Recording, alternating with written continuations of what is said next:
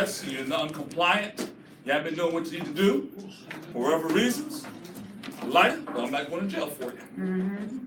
So that means, this has been dictated for a number of years. The presentation that you're looking at was originally from 2010. So that tells you we've been going through this for some time. So let's give you a little bit of history from why are we asked for all of this. Number one is that there's been a lot of changes in the IRS code. And from an association standpoint, we have not been as diligent in being compliant. And I think it was around 2008, 2010 period when President Leonard Morris was the acting president. We had found out that our books were not in the best condition. And there's a lot of the chapters were out there doing things on behalf of the association and not necessarily being compliant in how they're soliciting funds. And so we had to very quickly put together a program where we understood where we were from a nonprofit standpoint, but also understand if you're out there soliciting funds, things you need to be mindful of. And you need to make sure that you were associated with the National Alumni Association. So with that being said, this was the reason why the business presentation came about. How many people have already completed their compliance reporting for this past year? Wait, the one that Went was in due March? in March? Correct, in March. DC, Class 1967, PV local? PV local, Dallas, Austin,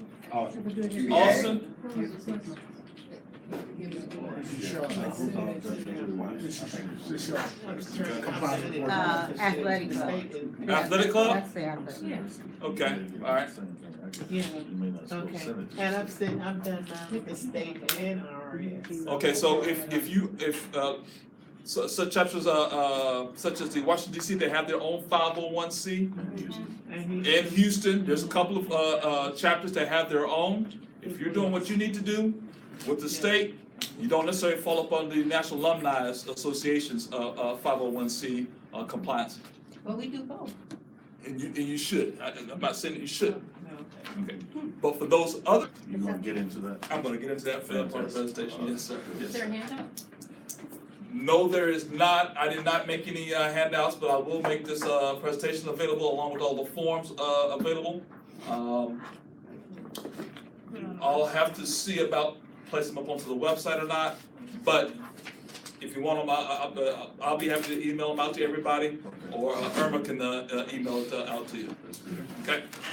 All right, so, you got it for me? Did you already do that? I just did. Oh, okay. I was very in his hand.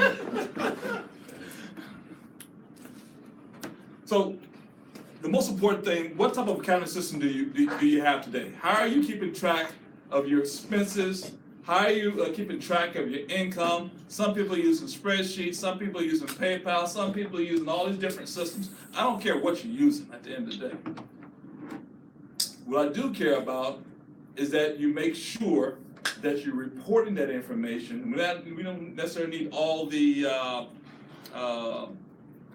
details. There are certain things that we are going to need from an association standpoint, but we don't need to know a whole list of all your donors and things like that. But we are going to ask for you to make sure that you're keeping really good accounting of those, because if we get audited for the Christopher Sanderson Club, Chapter Club, and I've been out just listening funds and say I'm part of NAA, and Irma or Madam President gets a call that the Christopher Sanderson Club is out there soliciting funds, and we want to see those books, and they don't know who I am, then they're gonna come after me, and not after NAA. Okay.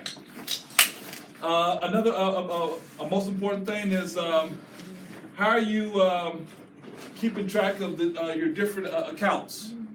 At one point in time, from an association standpoint, we had multiple accounts.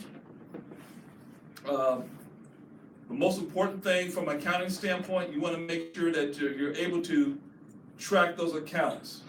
Sometimes you have, I've seen some organizations, they have an account for everything. And it gets, sometimes when you're trying to manage all that, it gets a little bit difficult. So figure out a way to simplify your life. I'm not gonna go through the rest of the questions, so next slide. So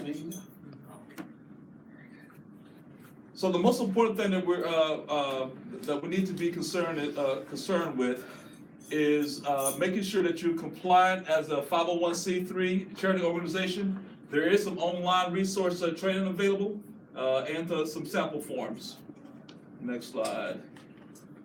The mission and purpose of Prairie View International Alumni Association is an advocate of the course of the development of the university by members through sponsored programs, scholarships to current students, educational and social function sponsorships, and maintenance of general welfare of alumni body. The organization must stick to its goals and objectives through activities of its various chapters, chapter members, and adhere to the laid down status of a non-profit organization recognized under 501c3 of the Internal Revenue Code. Next slide. Thank you. So with that being said, the tax exempt form is a 990. 990.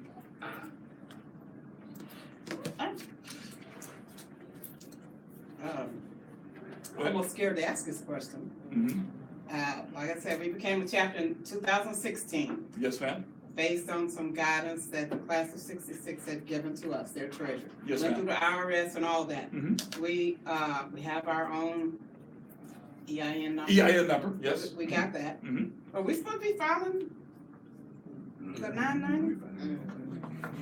The association Yes. files the 990, Oh, Okay. Good. but you have to send that to us. We have to send you a 990. Send us a copy of the 990 for our records. I'll make sure that We do fill out the 990. I think we did the 990, We do fill out. We fill out the 990? We fill out the complete 990, correct? the complete one, yeah, for the NAA, for these chapters. Has to fill their own. We have to fill out our own 990 and send it to the Okay. Well, the results, Results. being accepted and then it's compliant. But we send our own 990 to IRS. Oh, we do? Yes, yes. She said she has her And own. it's due by, at the end of the fiscal year, August 31, so it says that we have to do it with after August 31. Oh, yes, yes. Okay. Actually, it's around February when you actually have to file. Because it has to be, I think you get 45 days after your fiscal year. No, sorry. It's been Fiscal year, September. Yeah, our fiscal year began September the 1st. Right. And so you get 6 months after that to file it. So for clarification standpoint, let me ask, Robert. Are we sending the 990 to you or sending it to? You gonna clarify, hold on. Yeah, we need that, sure. Well, I'll let you continue and then I get my notes and I get up and address it. Okay. But yeah. Mr. Evans actually has a cheat sheet that he had put together, and so he'll share that in just a moment. But it's important that you do have your EIN number. That classifies you as a designated chapter up under the National Alumni Association. Okay. That. Okay. Then you're good. You're good But on I that. still got to do with the 990. Yes. Yes. So we have an EIN number.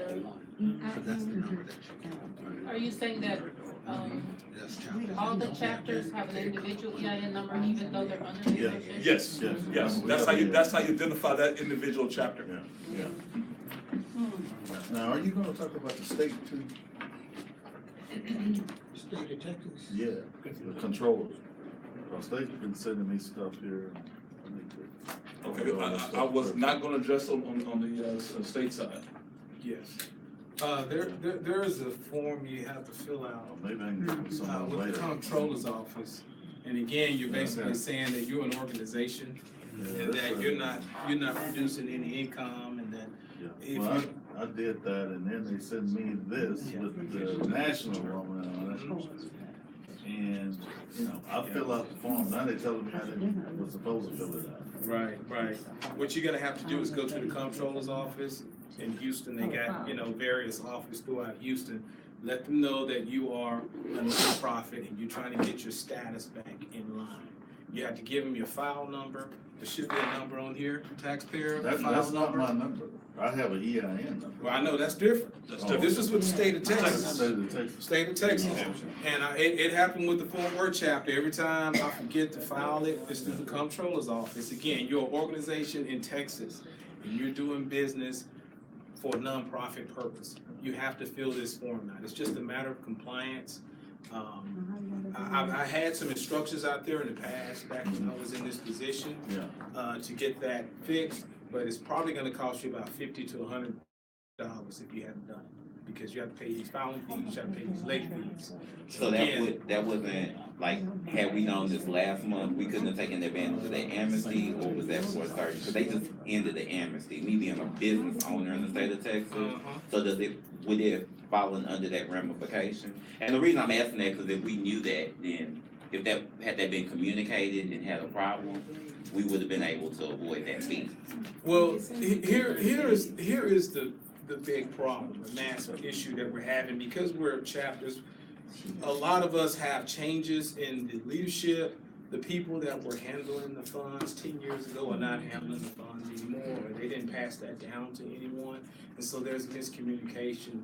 But even before we went into the whole 501c3 status, you always had to be compliant with the state. The state has to know that you exist. So you have to fill out this, it's like a franchise statement, just to show that you do not make any income. That's what I did. You know, and that's all you have to do. It's pretty simple, but again, you have to continue to do it every year. If you don't do it every year, they'll take you off and say that you're inactive. Then you have to pay $50 the fee, and then they'll put you back on. But you gotta spend time, you gotta call, you gotta inquire, you gotta show up. You know, now, I didn't bring that form with me because I didn't know that was gonna be an issue. But yes, ma'am. I just want to make a statement, like, not asking a question. Since this is compliance training, is it possible that the next year, the next time we do this, since you're teaching, is it possible you can give handouts? We'll do even better. How about we have all the handouts on the website? Yeah. On the website, we have a document. Okay, Jim, but that's fine either Yes. way. But they are on the website? We're gonna make them. Well, that's what I'm saying. So I appreciate Then that. either tell That's us good. where to go, give us a website address, and say, go here if you want to get this information, or, I know papers out now, but that, I came from that area when you did it. I'm used to going to a workshop, and they have a stack of handouts there, so you can follow along and know what they're talking about, but not, then I'll suggest, can we have them already on the website when you do it? Just a suggestion. We're gonna do two things. Once we get it up onto the website, Okay. we'll also do at least a couple conference calls. And help you go through the forms, Okay. and make sure that you understand what you need to do. Good.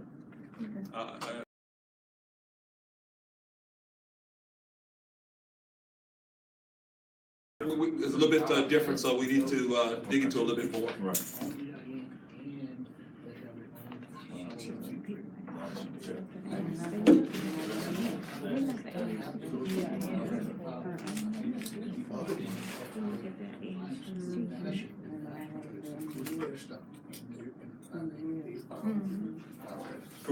Correct.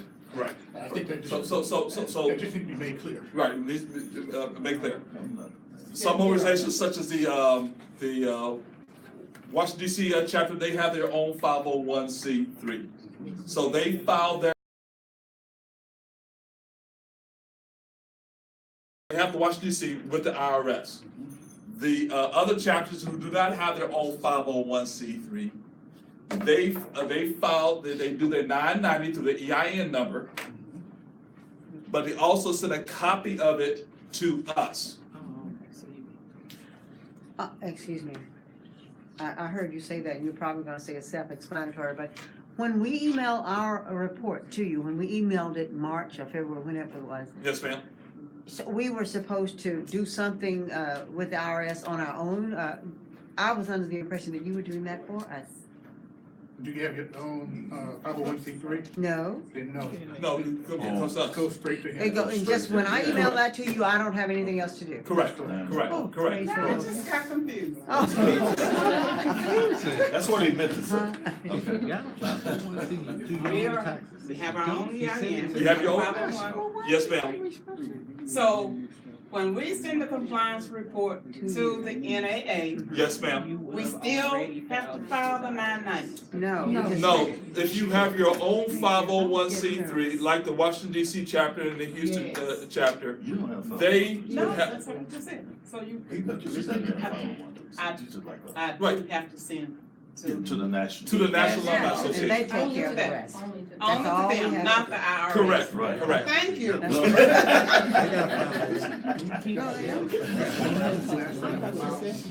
No, she doesn't. No, she He doesn't. just told me it's in your- All right, let me take control of this one more time. Yeah, please start over. So my question to you is, how many people have their own 501c3? Raise your hands. You have your own 501c3. Correct.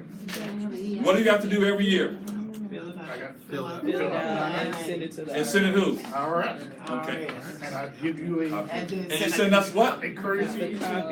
A courtesy copy. That makes sense? Yes. All right, how many people don't have a 501c3? So what do you do? Send it to you. We send it to you. So you fill out what? 990. 990? And Send it to. and you send it where? To the national. And what do we need? Your, EIN number. that makes it clear? Yeah, they're particular dates. Clear as mud, but go ahead. If I can get a statement. We have a question. We go to you and then you. Yes. All right, good job. So is there like a date that needs to be sent in? Yes, sir. I believe we have a time period as well. The end of March and the end of August. March and August, isn't it? By the end of February. End of February. End of February, and End then, of February. Okay, that's good. That's what I started. and then August. In the finance report. Is it twice a year or once a year? Twice. End of February and most of the end? August. It's once a year. It's once. The compliance report is twice. No, it's twice a year. We send it in every 6 months. Every 6 months. And That's then the compliance finance is once a year. That's your report. That's your compliance Yeah, report. that's- Compliance report Two twice a year. February, one March. 990 Twice once a year. Yes.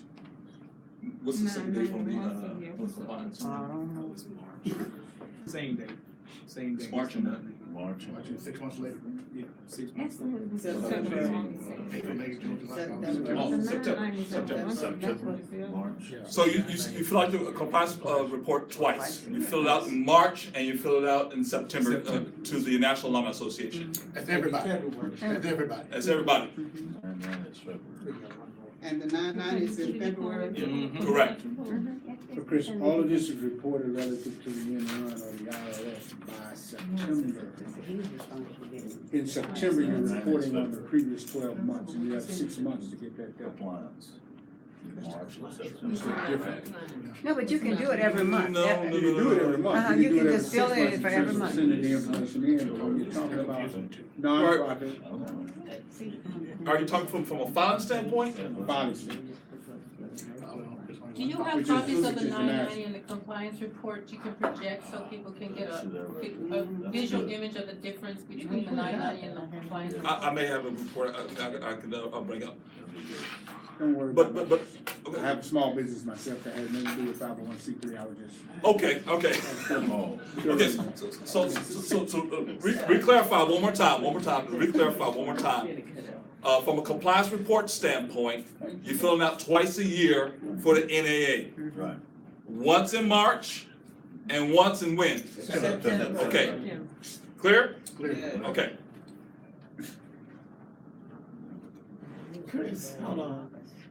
What else beside the 990 what else is in the compliance report that we need to send out? The 990 is in March, okay? For what? It's not in there. February. February. February, we have the, let me get two forms. Let's see what the compliance report is. See, the response report is not named, totally different reports. Yeah. But we need to see what they are. The 990 doesn't not necessarily include the You really don't, information. it's really don't. It's in the Compliance computer, report. just pull it out. So what happens is, getting confused, since both of them do roughly around the same time, they don't include the same data. We need the We got form with examples Of what? of compliance report. Okay, gotcha. So, Yeah, Chris, I got it. Chris, while you That's look all for that, I'm trying. so are you saying that the 990 includes information up through February and it's due March 1st? And information up through August 31st and it's due September 1st? The 990 is gonna be your annual report. Johnson? Yeah. What Johnson tell you, fellas? The CPA. It's at the end of the year. Yeah, your 990, if you turn in your, if you were to turn in your 990 by February of this year, it would have to have been for the month of September 1st, 2017, all the way to August 31st of the next year. That's not.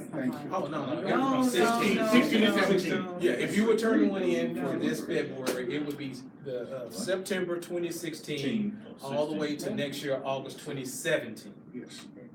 So the dates you're reporting on your 980, again, is from September 1 to August 31st. And That's that's- because of what? That's when I. Because that's our fiscal year run.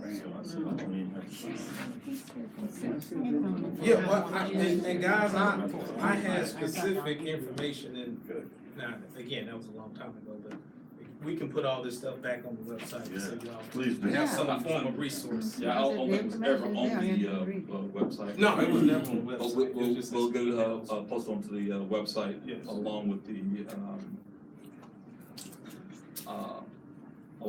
forms and stuff. So the year that we in right now will be reported to us next February, Next year. okay, for that 990. With your EIN. That's correct. You gonna bring up a compliance report too?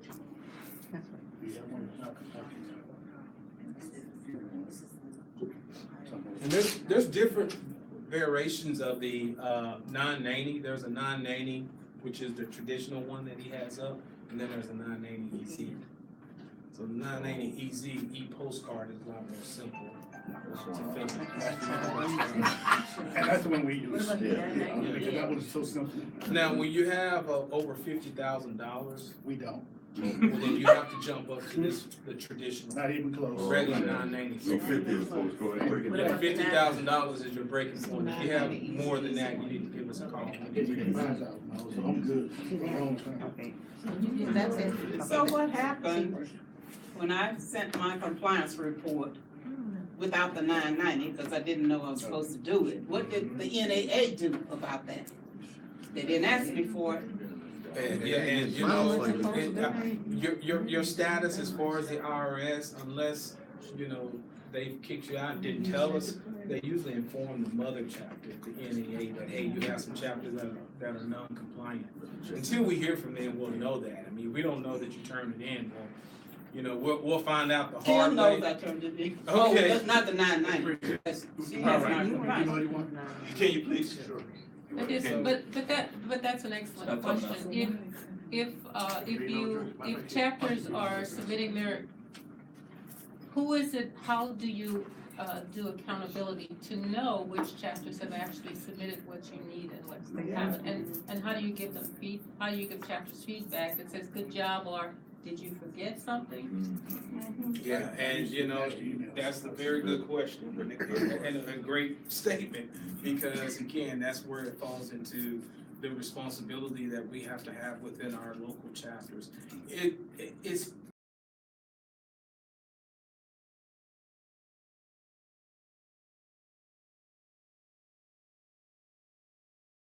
We don't have that in That's place. just I thought we had a financial committee. financial. She appointed one. Everything can't be put on the financial committee. Come on now. Every time y'all say something, that's the financial committee. There's 3 people. We don't. President has. Okay. That's my point. I mean, you do have the chapter president's email address. We're all on the board.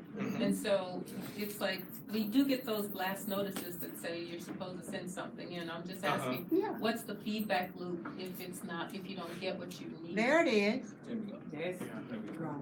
don't have. To answer your question, there is no feedback. I mean, because we expect for everyone to be compliant. But if And to give us But everyone if everybody doesn't doesn't know, know, I mean, people don't know what they don't know. especially with new chapters, I mean, And I understand that, cause I'm from a chapter where we had, where Billy stepped down and gave it to our VP, where she was appointed, and then I became VP. So had I not been able to make it, how would have I gotten this information? I guess that's what the general consensus is. We Yes. understand that people's offices change, Right. but is there something, are we saying that maybe we need to establish and or mandate that we use a NAA email address for official chapter business? Because it gets murky with personal email addresses. To answer your question in reference to the official email address, that should be the financial secretary, the financial.secretary@pvualumni.org. Okay. That's the official email address. Say that And so, again. financial.secretary@pvualumni.org. And another option that we use is we have a account that's for the chapter itself. So all emails that come from national or anybody else, that's the email address we use, which is for the chapter itself. And everybody on the board has access to that particular email. And that's how we get all official notices, as opposed to having my personal email and if I'm out of the net, I can't get it. But if we have a email directly for the chapter, your board can actually get all the emails that you need. Let me circle back on one other comment that was made earlier in reference to the feedback mechanism. Feedback has not been there, and that's partially on my part. So, moving forward, I will be putting some things into place where you will be getting the feedback, and expectations will be for you to be on those calls and filling out the reports accordingly. Okay. Because that's a big trust factor for NAA. I mean, you're making yourself, NAA is vulnerable because in chapters, people don't know what they don't know. Unless you went through what we went through a few years ago and you really understood how the exposure was, you won't gain appreciation to understanding that. And so sometimes, unfortunately, we do have a lot of changes at the chapter level. A lot of information is not transferred to the next person. People are having difficulty in filling out the forms. People don't know where to go for those forms and that information.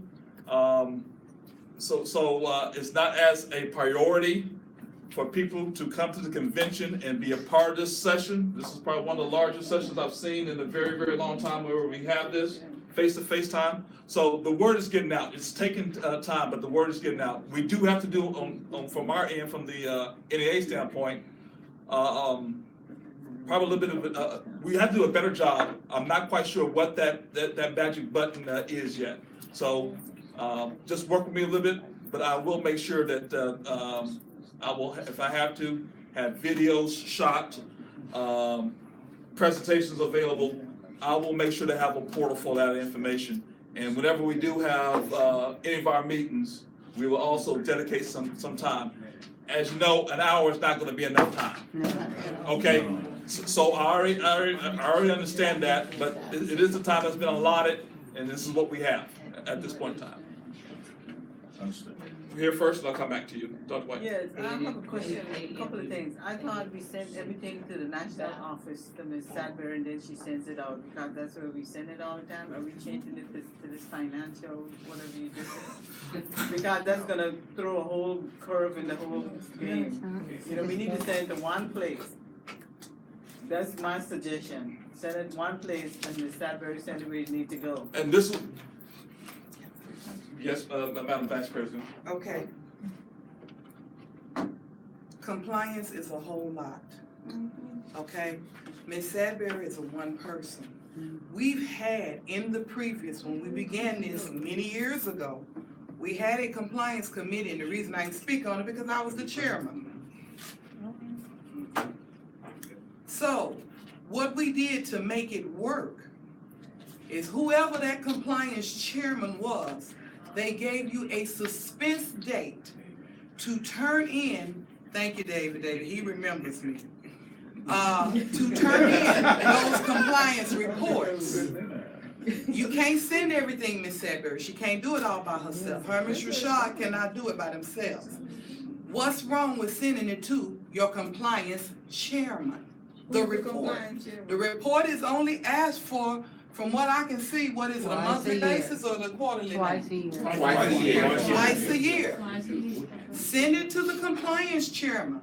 Let them figure out all of this. Second thing, when I was a compliance chairman, we did classes telephonically, or either I sat with you on Skype and we went through it. If you had questions, this is where the compliance committee must make themselves available to assist you all with this.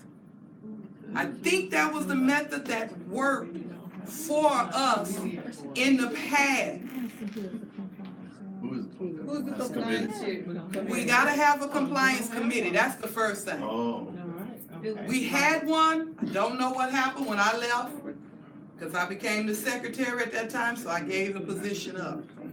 Because it was a conflict of interest. So apparently nobody wanted it, Robert? It fell under the financial Oh. secretary when I was the financial secretary. So that. An email address. So the only thing that changed when, Robert, to me, was. Password.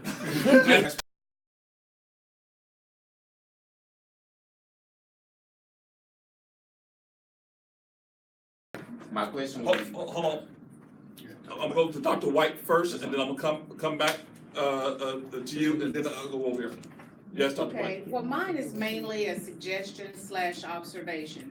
Since we spent hours already at this convention, making sure that all of our constitution and bylaws are in order, That's correct.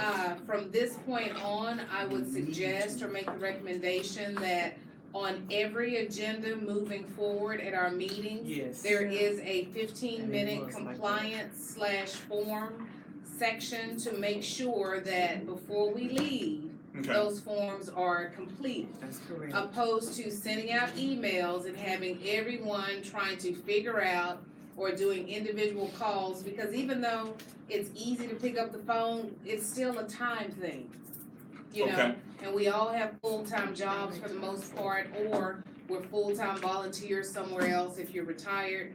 But we have to be sensitive that, you know, this is a voluntary organization, and we have to be sensitive of time, and also be sensitive of, this is not our profession.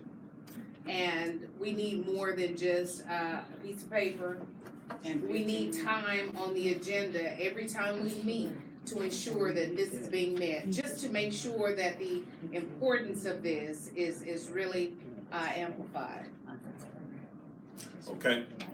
Thank you, Dr. White. So I guess I you will would make a get with commitment, Ms. I will Jones. make a commitment at this convention tomorrow to have the necessary, forms available. I'll make myself available. And Mr. So, but Evans is our will next also make meeting not himself until available. Yes, sir. homecoming? No, we should be having one in September. That it, oh, yeah. But Every in quarter, reference, right? but in reference to this convention, we will make ourselves available with the forms to help you fill those out for the people who want to go through the process. Okay. I absolutely agree with you. Every meeting that we have, we should be able to, have 15 minutes to talk about where we are from a compliance standpoint. And I will make sure to communicate that back to the, president to allow us that to be part of that, agenda item. Now, of course, there is a certain level of responsibility. If you're coming to the meetings, don't just come with yourself saying that I'm here. Bring your materials. If you need help. I would say there's two things that you need to do. One is, how many treasurers do we have in the room? That's the problem. And they didn't bring no material. Well, thank you. How many presidents do we have? Stop it. All right, stop. How many presidents fill out the forms? Along with my treasurer. Okay. Yeah. That's better than we have had. So some of the problems and challenges that we've had in the past is that the presidents are here, the chairs are here, but the treasurers or the people who actually have to do the work are not in place or are not here, and sometimes a lot is missed in the communication getting down to them. The only thing they receive from us is that you have not filled it out. It's the 9th hour. It needs to be in, and now you're struggling to try to get the forms and stuff like that filled out. So I would highly encourage that the presidents, chapter presidents, make provisions, try to make provisions to have your treasurer to be part of the sessions as well. Well, we recommended, or we asked the question, can you either simultaneously broadcast this so that people can see it from wherever they are, or offer it at some other time? Because chapters, in order for you to mandate that your treasurer has to be here, a chapter. I did mandate. I did not mandate. But a chapter has to consider whether they can afford to send another person to a conference as well. And so the training needs to be offered at some other time. At the homecoming session or the next meeting, maybe you could have, make provisions for your treasurer who actually have to do the work.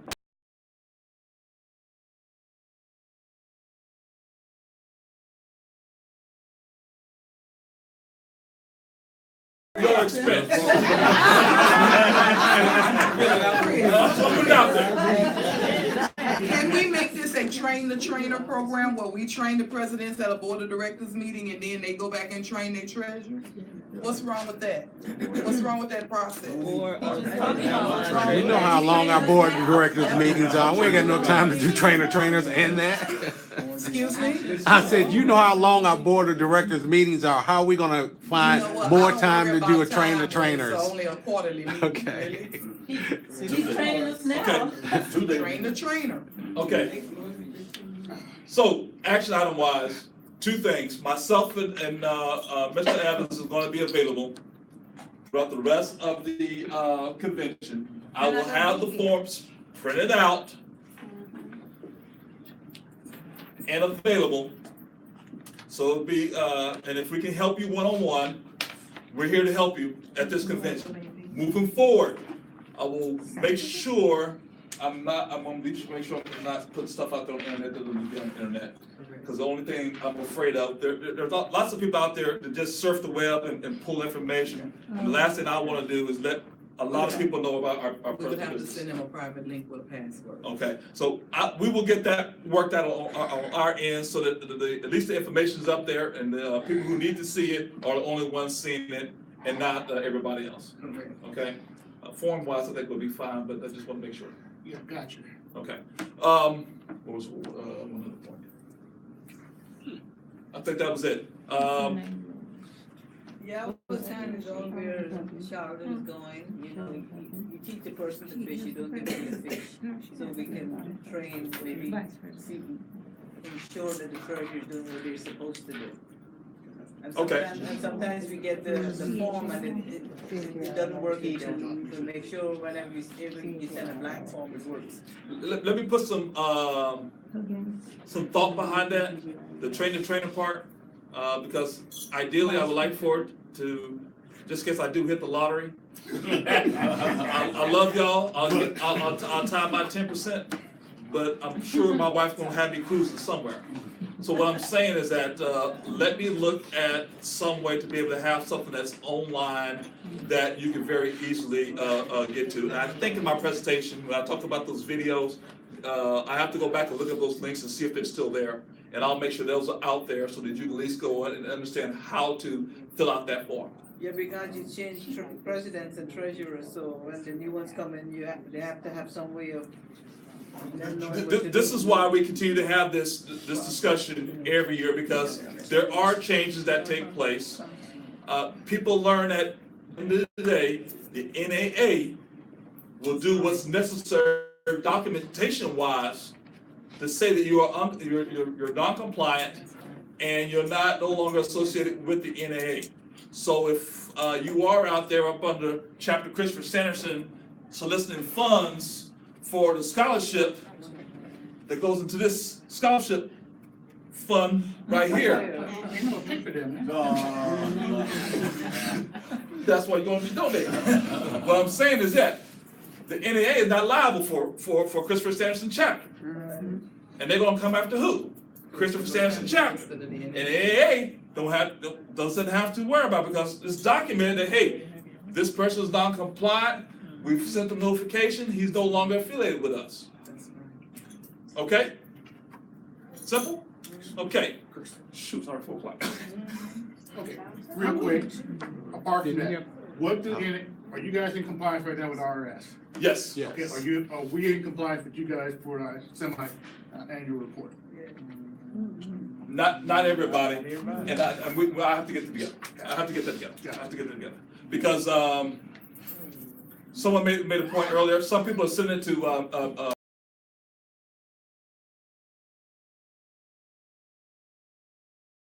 one's stuff, but once it's been sent to the financial sector,